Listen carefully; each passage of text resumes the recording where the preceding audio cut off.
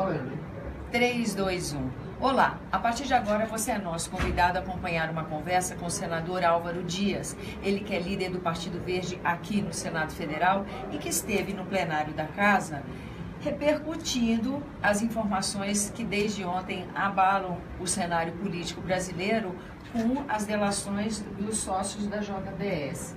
Senador, eu agradeço a sua presença aqui no nosso programa.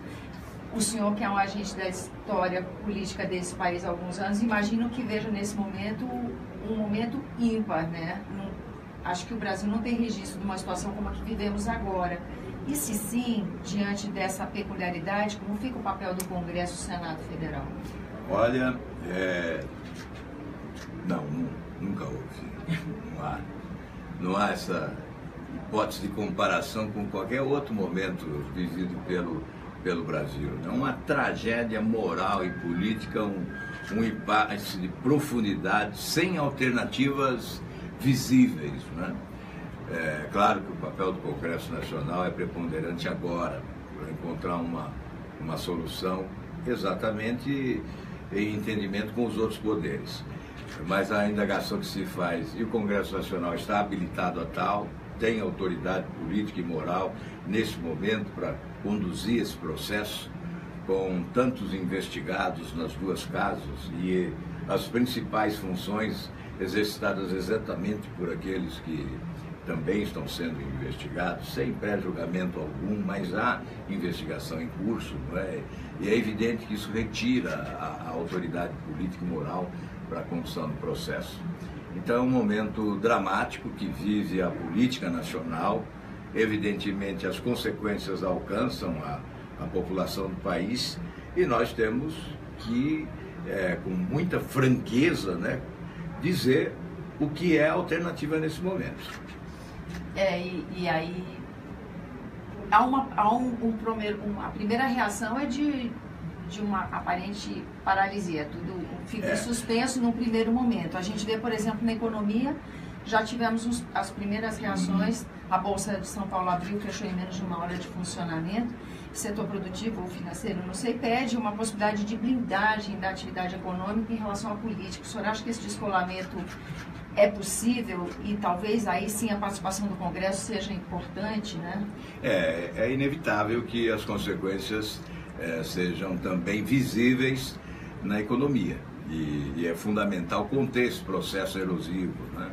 A economia não pode se debilitar ainda mais em função da crise política. Então, o que eu imagino seja o ideal nesse momento? A renúncia do presidente da República. Olha, o que se viu foi algo inusitado. Em meio à Operação Lava Jato, a Operação Lava Jato em curso e o presidente da República participando de um ato delituoso, que diz respeito, inclusive, à obstrução da justiça, tentativa de obstruir a justiça. É evidente que cabe a ele agora um pedido de perdão ao país e a sua renúncia para facilitar as coisas. É óbvio que isso não é a pena, não é a responsabilização criminal que se exige, mas é uma solução política para que o país volte a andar. E a consequência da não renúncia, porque fica difícil acreditar na renúncia, né? Diante dos fatos, o mandato é um guarda-chuva protetor, porque tem um foro privilegiado que nós queremos acabar, né? Mas ele está aí presente para proteger as autoridades. Aliás, essa casa estava votando a sua proposta de emenda à Constituição em segundo turno. Exatamente, no momento em que chegou a notícia, com essa bomba explodiu aqui, nós tivemos que interromper o debate e transferir para a próxima terça-feira. Então, é difícil acreditar na renúncia. Se não ocorre a renúncia, tem que se instaurar o processo de impeachment, que é longo e doloroso. É evidente, nós já tivemos a experiência. A outra alternativa seria o TSE julgar rapidamente essa ação de cassação da chapa Dilma Temer. Ocorre que aí existem também os expedientes recursais, né, que acabam empurrando, protelando. Então, a solução mais rápida seria a renúncia do presidente. É difícil acreditar nela. E se ela ocorresse, nós teríamos que deliberar sobre o modelo de escolha do presidente, porque a Constituição atual estabelece a eleição indireta. É evidente que não agradaria ao povo brasileiro o Congresso Nacional eleger indiretamente o presidente, mesmo que para um mandato tampão. O que se discute é a possibilidade de alterar a Constituição. Então seria uma alteração constitucional que antecipasse as eleições de 2018.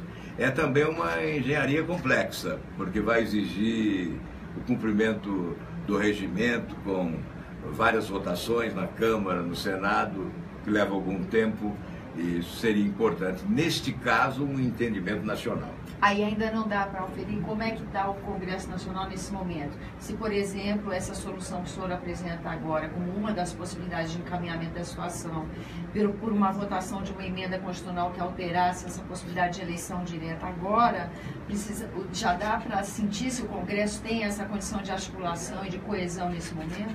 Olha, o Congresso está atordoado, né, em pânico. Então é difícil nesse primeiro momento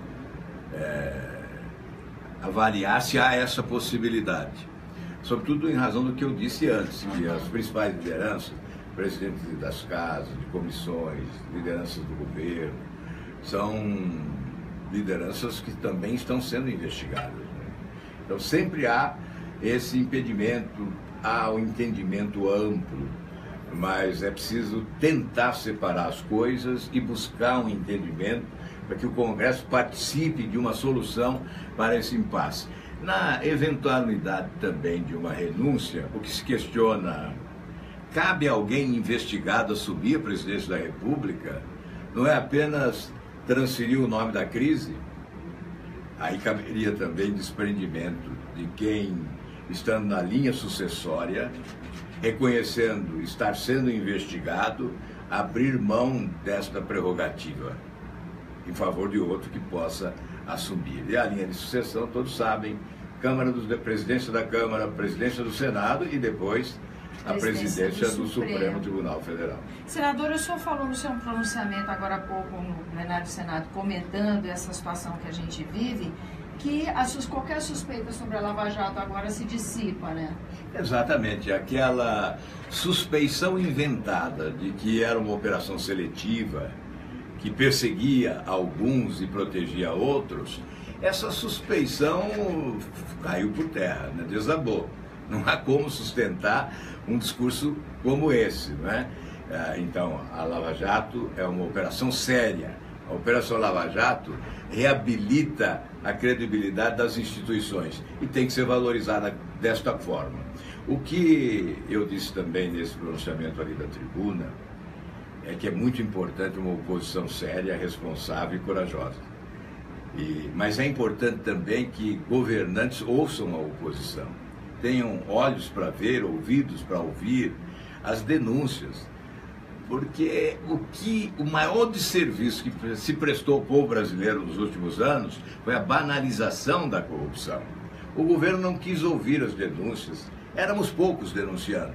Mas eu não me lembro ter passado uma semana sequer sem ir para a tribuna do Senado, desde 2005, 2006, para apontar erros, equívocos, desvios, apresentar requerimentos de informações, pedir auditoria ao Tribunal de Contas, encaminhar mandado de segurança ao Supremo, para, por exemplo, quebrar o sigilo de operações do BNDES com o exterior, representar junto ao Ministério Público. Só em 2009 eu protocolei 19 representações. Eu perdi a conta de quantas representações protocolei no Ministério Público com denúncias graves nestes últimos anos. Se o governo tivesse adotado providências no devido tempo, na hora exata, certamente nós teríamos reduzido esse prejuízo financeiro do governo brasileiro, do povo brasileiro, nesse assalto sem precedentes, e teríamos evitado essa tragédia política que nós estamos vivendo hoje.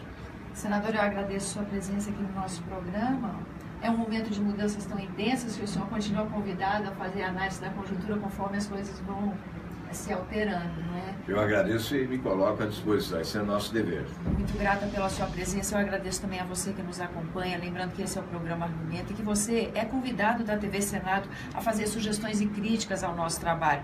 Para isso é 0800 61 2211, uma ligação gratuita. Eu lembro também que é possível você rever esse e outros dos nossos programas usando o endereço eletrônico senado.leg.br/TV. Até a próxima.